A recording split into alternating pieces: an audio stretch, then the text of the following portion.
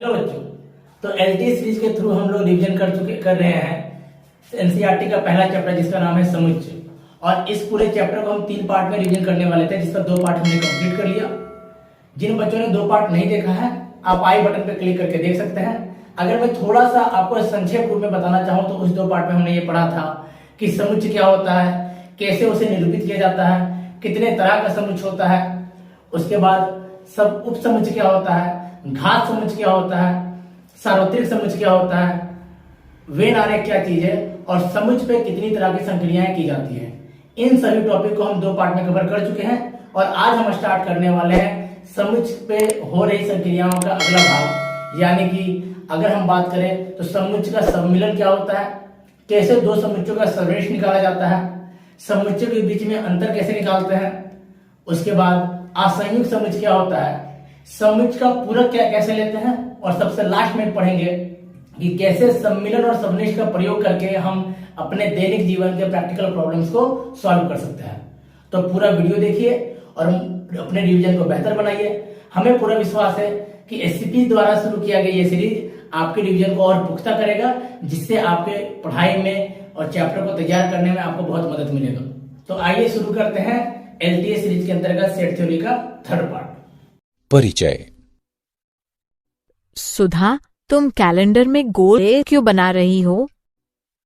इन दिनों मेरी कक्षा परीक्षाएं हैं। मुझे अपनी नोटबुक में इन तिथियों को नोट करना है। क्या इनके पूरक दिनों में तुम्हारी कोई परीक्षा नहीं है? पूरक? इसका क्या अर्थ है? ओह, पूरक, क्या तुम नहीं जानती हो? नहीं, आओ मैं तुम्हें समझाऊंगी। उद्देश्य। इस पाठ के अंत में आप निम्न करने में सक्षम हो जाएंगे: समुच्चयों पर संक्रियाओं को जानना, असंयुक्त समुच्चय को परिभाषित करना, एक समुच्चय के पूरक की व्याख्या करना, 2 समुच्चयों के सम्मिलन तथा सर्वनिष्ठ पर व्यवहारिक समुच्चयों पर संक्रियाएं यानी सर्वनिष्ठ।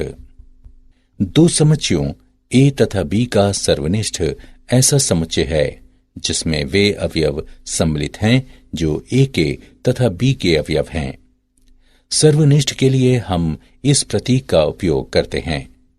उदाहरण, यदि ए बराबर 3, 4, 6, 8 तथा बी बराबर 1, 2, 3, 5, 6, तब ए सर्वनिष्ठ बी बराबर 3, 6।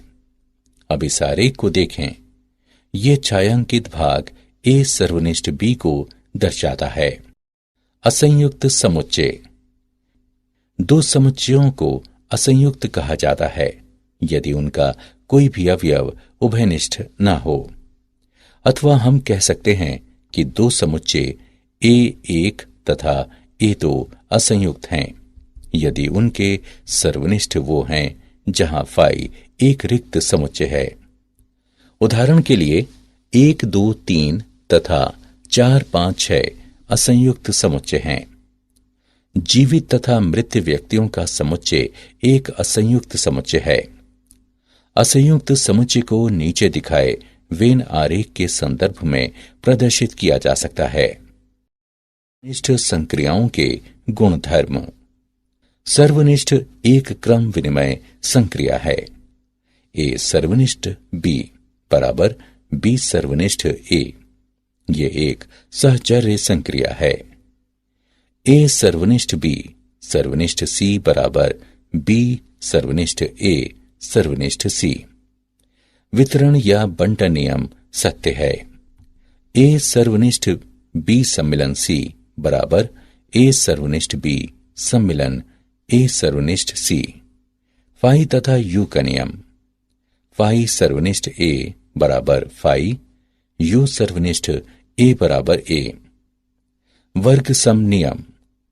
ए सर्वनिष्ठ ए बराबर ए। समुच्चयों पर संक्रियाएं। अंतर। समुच्चय ए तथा समुच्चय बी दिए गए हैं। समुच्चय ए में से समुच्चय बी के समुच्चय का अंतर ऐसे अवयवों का समुच्चय है जिसमें ए के सभी अवयव हैं लेकिन बी का कोई अवयव नहीं है।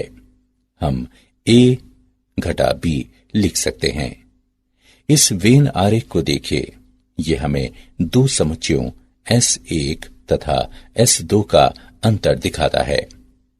इस आकृति पर एक पार्श्व दृष्टि डालें। BDEG केवल A के अवयव हैं, इसलिए A घटा B बराबर BDEG।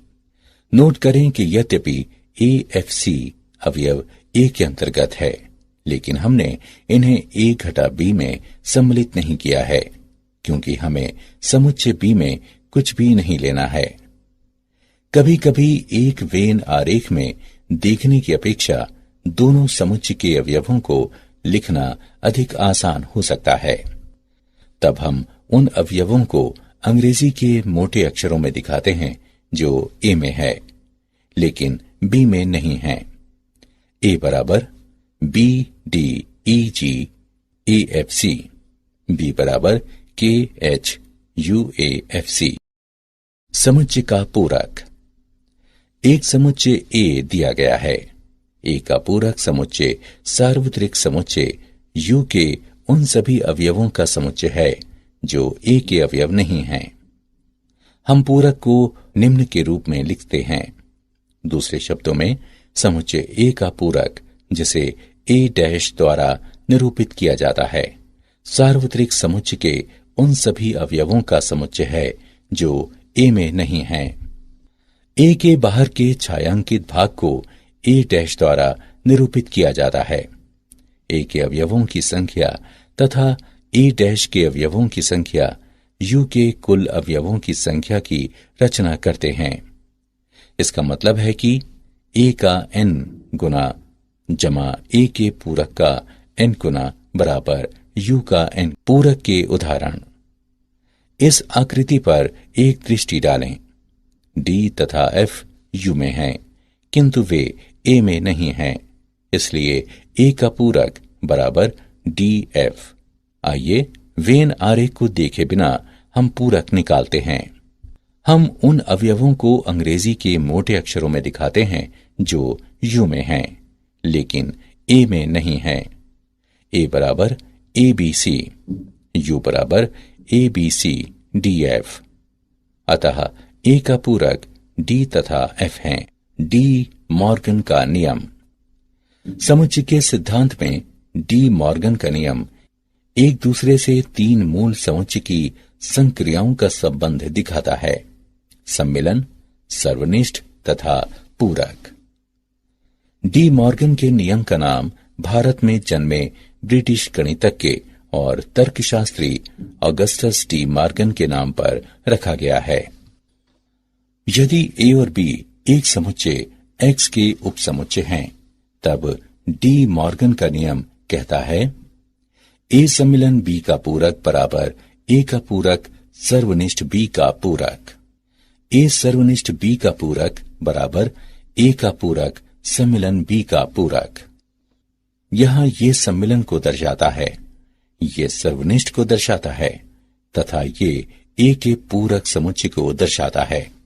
अर्थात दो समुच्चयों के सम्मिलन तथा सर्वनिष्ठ पर व्यवहारिक समस्याएं। माना कि A तथा B परिमित समुच्चय हैं।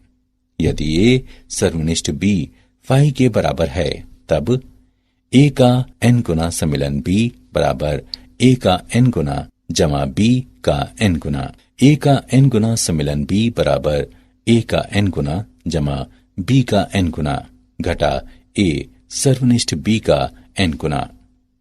यदि A, B तथा C परिमित समुच्चय हैं, तब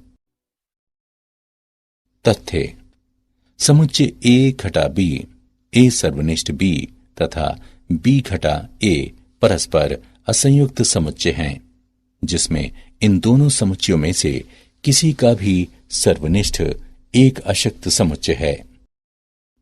क्या आप जानते हैं, वर्णात्मक समुच्चय सिद्धांत वास्तविक रेखा के उपसमुच्चयों का तथा और अधिक सामान्य तौर पर पॉलिश रिक्त स्थानों के उपसमुच्चयों का अध्ययन है। ये बोरेल पदानुक्रम में बिंदु वर्गों के अध्ययन के साथ शुरू होता है। तथा और अधिक जटिल पदानुक्रम के अध्ययन तक बढ़ जाता है, जैसा कि प्रक्षेपीय पदानुक्रम और वेज पदानुक्रम। सारांश। आइए हमने जो कुछ सीखा है उसे संक्षेप में दोहराएं। दो समुच्चयों ए तथा बी का सर्वनिष्ठ उन सभी अवयवों का समुच्चय है जो उभयनिष्ठ हैं। इसी क्रम में समुच्चयों ए तथा बी का अंतर उन अवयवों का समुच्चय है जो ए के अंतर्गत आते हैं लेकिन बी के नहीं। सार्वत्रिक समुच्चय यू के एक उपसमुच्चय ए का पूरक यू के उन सभी अवयवों का समुच्चय है जो कि ए के अवयव नहीं हैं।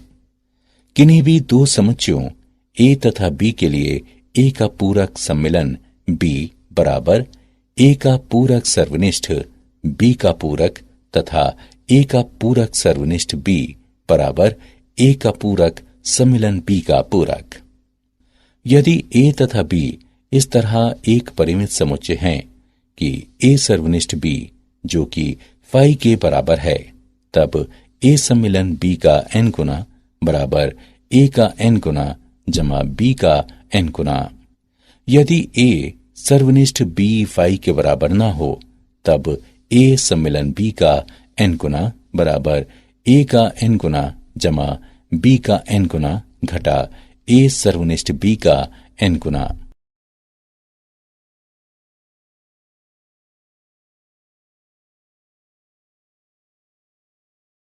बच्चों, एलटीए सीरीज के अंतर्गत हमने एनसीईआरटी का फर्स्ट चैप्टर जो हमारा समुच्चय था वो कंप्लीट किया। तो मुझे पूरा भरोसा है कि ये जो रिवीजन का सीरीज आपके लिए स्टार्ट किया गया है, जिसे हमने 3 पार्टों में कवर किया है, इससे आपका चैप्टर और बेहतर होगा और आपका रिवीजन में और कमांड बढ़ेगा। तो कैसा रहा ये सीरीज आपके लिए, हमें कमेंट करके जरूर बताइए। आपके द्वारा दिया गया फीडबैक हमें मोटिवेट करेगा और बेहतर कंटेंट लाने के लिए। तो जल्द मिलते हैं एक नए चैप्टर के साथ। तब तक के लिए मेहनत करते रहिए, पढ़ते रहिए। Thank you.